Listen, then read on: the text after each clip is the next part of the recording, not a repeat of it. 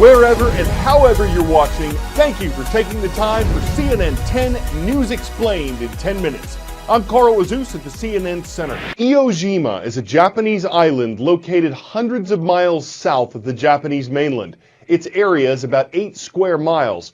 And because it made for a strategically important airbase in 1945, Iwo Jima was the site of a vicious battle between Japan and the invading U.S. troops.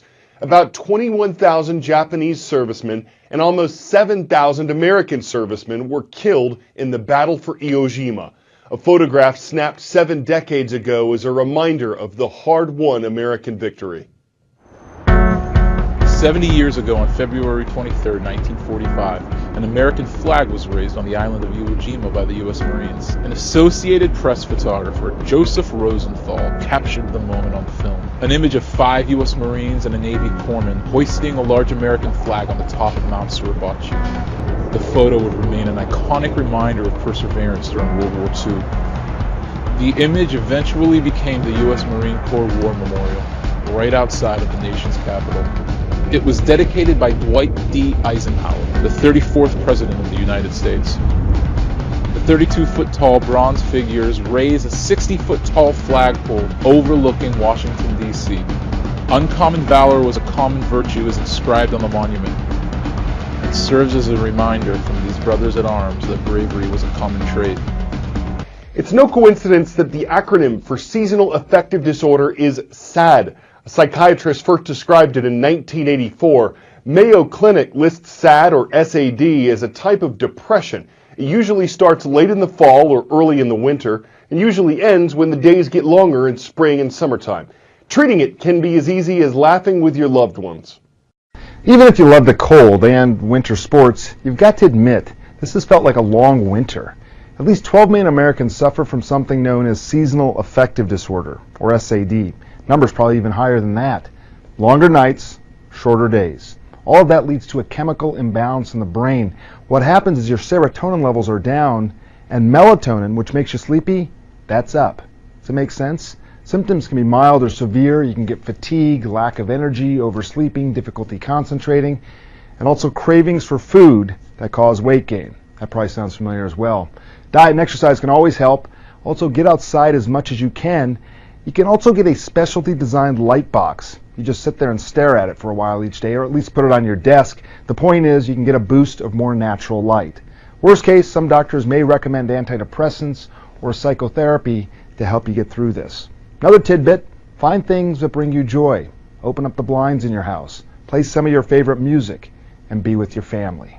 Laughter and togetherness are always great therapy for the winter blues. All right, put another way, if you can find Northern Asia on a map, you found Siberia. It makes up almost 10% of the world's land surface, but fewer than 40 million people live there. That's smaller than the population of Argentina, and Siberia's ferocious winters help explain that. One thing that can't be explained yet is a natural phenomenon appearing in parts of Siberia. A mystery at the end of the earth. Giant gaping holes in the ground appearing out of nowhere. It's happening in one of the most remote spots on the planet, in far northern Russia, Siberia's Yamal Peninsula. Translated, that's literally the end of the world. The first crater appeared last summer, then came several more. Scientists were baffled. I've never seen such craters anywhere in Yamal, where I've been, and I've never heard my colleagues talk of anything similar. Now they count at least 7 large craters, some of them up to 100 meters across. 2 have turned into lakes, and one is just a few kilometers away from a major Gazprom natural gas field. Professor Vasily Bogoyevlansky and a team of experts have made several expeditions to Siberia, taking samples, gathering evidence, even braving sub-zero cold to climb down inside one of the deepest craters for a closer look. He suspects there are dozens more in the region and says they pose a serious threat. Yes, it's very serious, and if such craters will take place in the industrial region, it could be quite serious disasters. So what's behind them? Early speculation ran wild, from meteorites and stray missiles to even UFOs and aliens.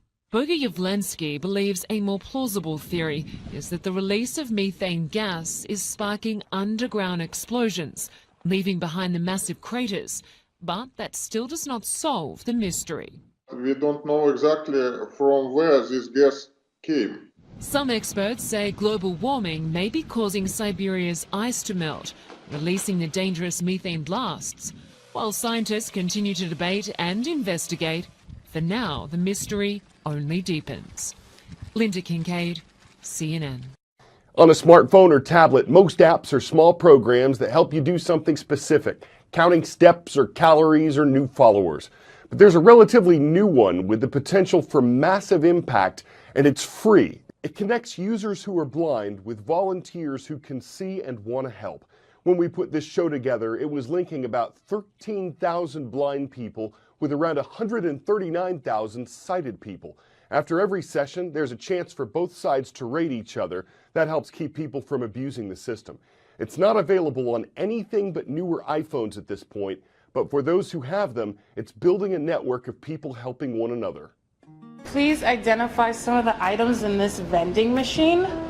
I see chips. Nefertiti Matos is blind, and she's using Be My Eyes, a free iPhone app that connects her to sighted volunteers via a video call. The first time I used it was here in the office. I just went to this vending machine that has no braille symbols, no tactile anything. And with Be My Eyes, I was able to identify there's a lot of junk food in there, but knowing that I now could go up there and purchase something, it's very freeing.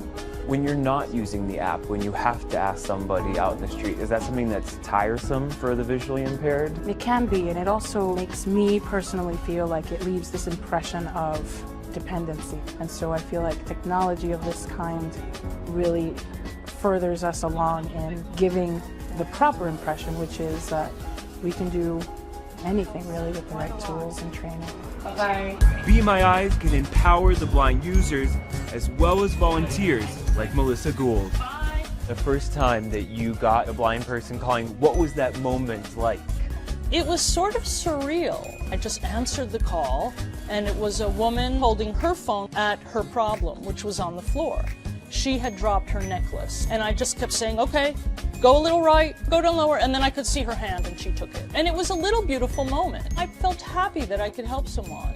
What I really feel about this app is that it's a good deed waiting to happen. Open Be My Eyes.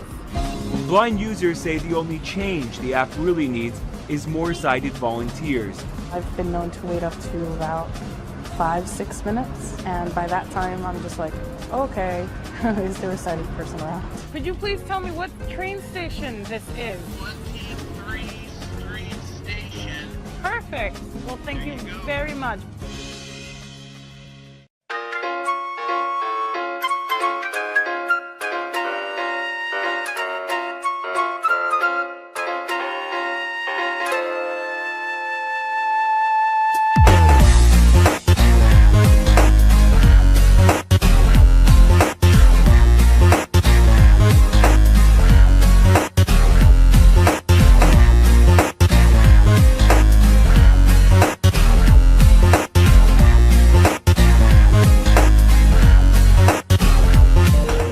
The main advantage of robots is that they can operate every day, maybe even several times a day, and to do this, taking the same samples, taking pictures of the plants over and over again, and giving us a history of how the plants evolve over time.